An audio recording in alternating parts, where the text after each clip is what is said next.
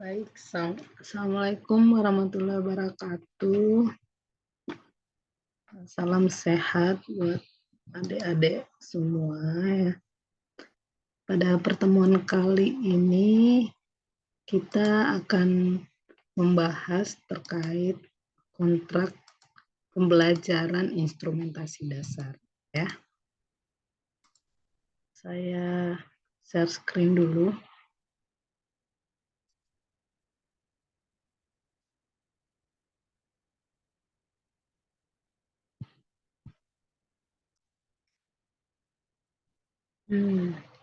Baik, jadi ini adalah kontrak pembelajaran ya untuk mata kuliah instrumentasi dasar ya dengan kode mata kuliah TLM 203.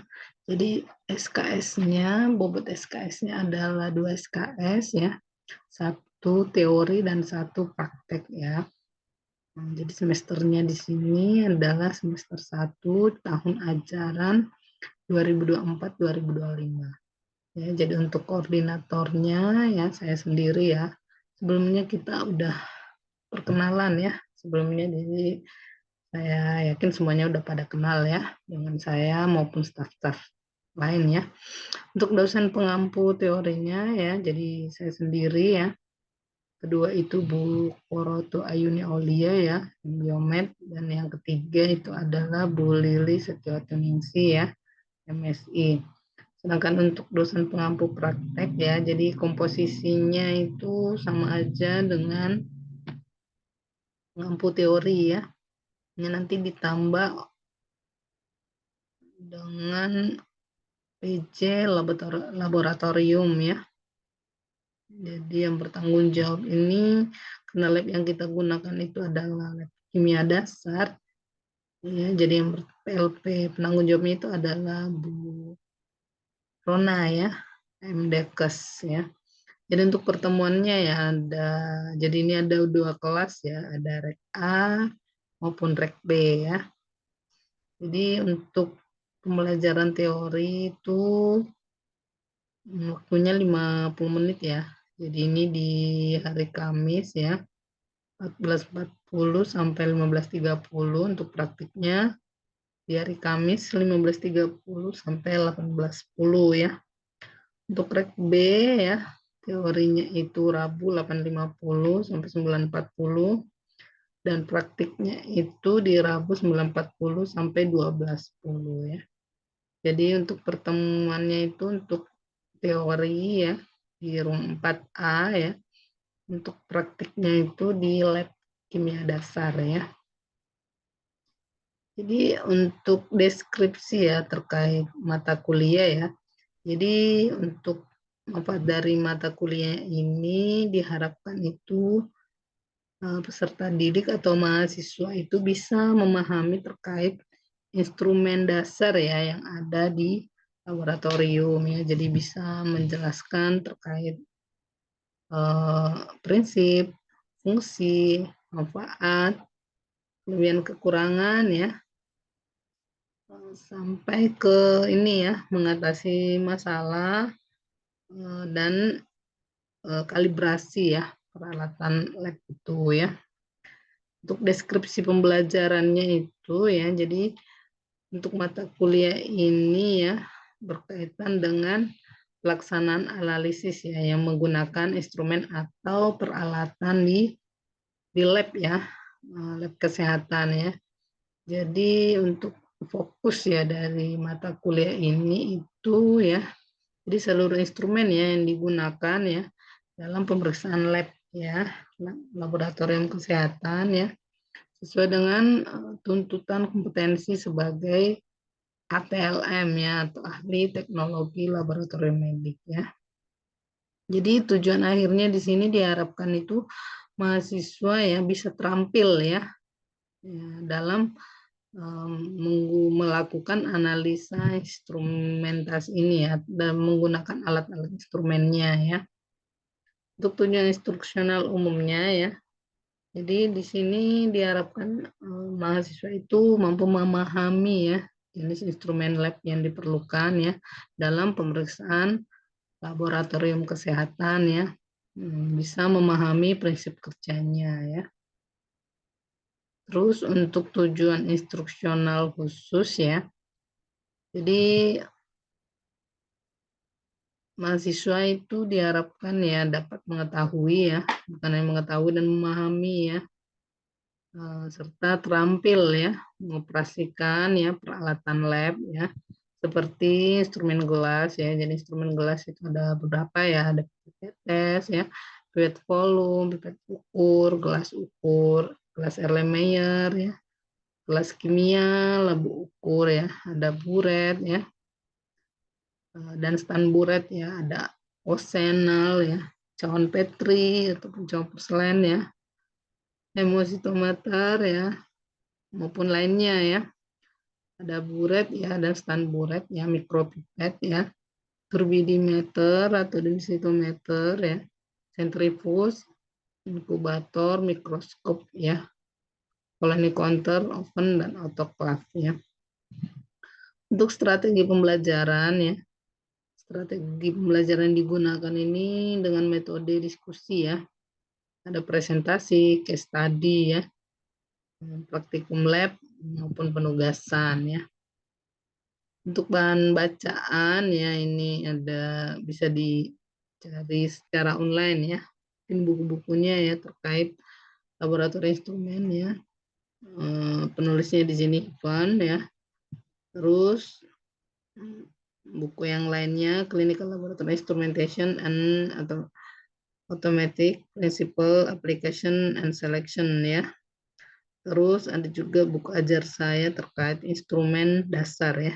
Itu bisa menjadi bahan bacaan pembelajaran ataupun bisa mencari buku-buku ya online ataupun dari jurnal-jurnal penelitian terkait instrumentasi ya.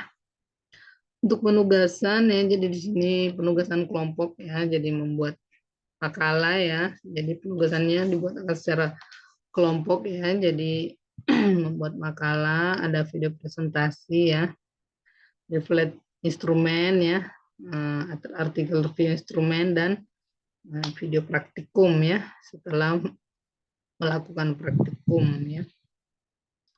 Untuk bobot penilaian ya, jadi bobot penilaian ini ada 4 komponen ya, ada penugasan, praktikum, ujian tengah semester, dan ujian akhir semester ya.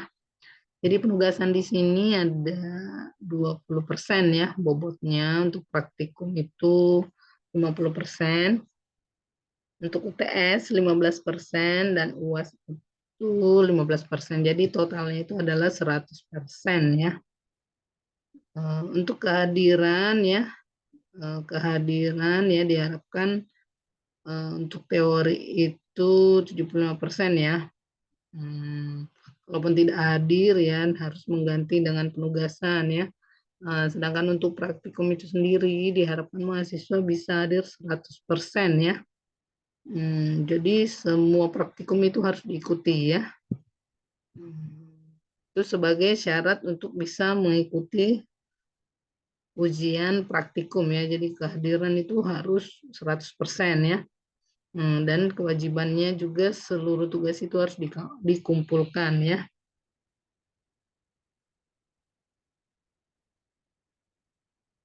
Jadi di sini ada hal-hal ya.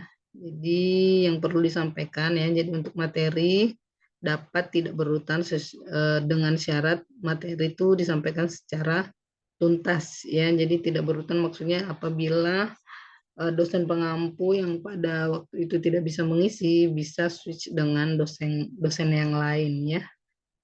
Intinya itu adalah materi itu tuntas ya.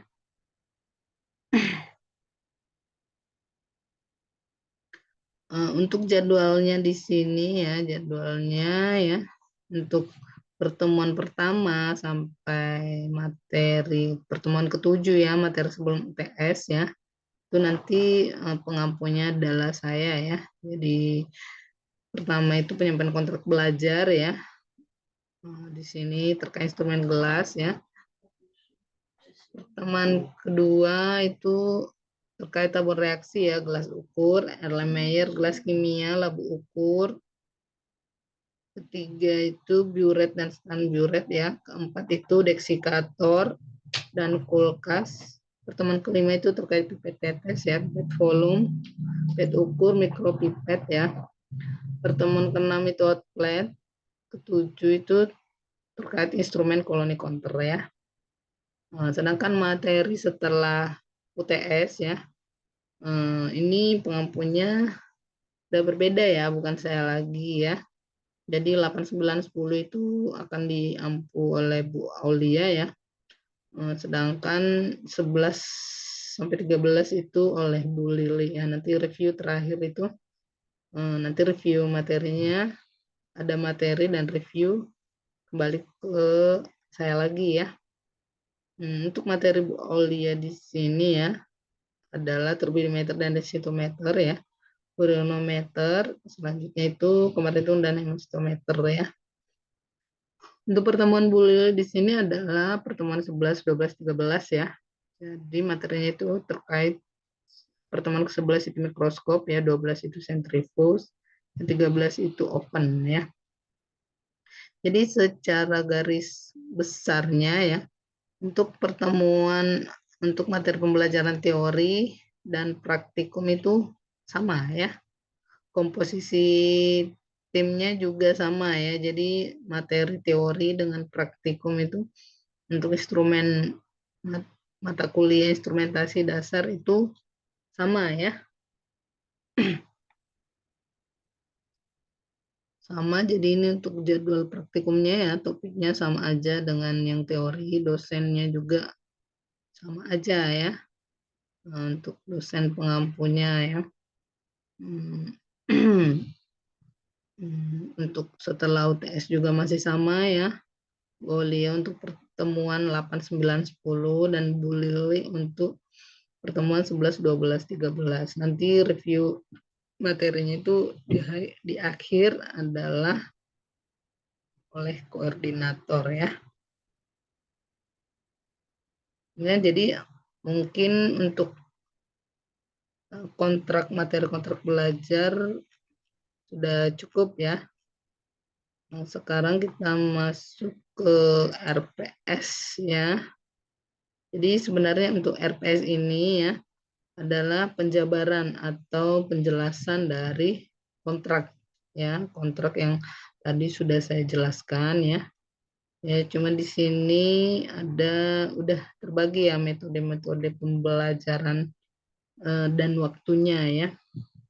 Jadi sekarang untuk pembelajaran ya itu metodenya adalah diskusi ya. Jadi sebenarnya untuk metode pembelajaran saat ini tuh nggak ada lagi metode ceramah ya. Jadi fokusnya jangan hanya fokus pembelajaran itu ke dosennya ya, tapi lebih mengarah ke mahasiswa ya. Jadi di sini metodenya itu nggak ada lagi metode ceramah ya yang digunakan, jadi diskusi ya, diskusi atau studi literatur ya.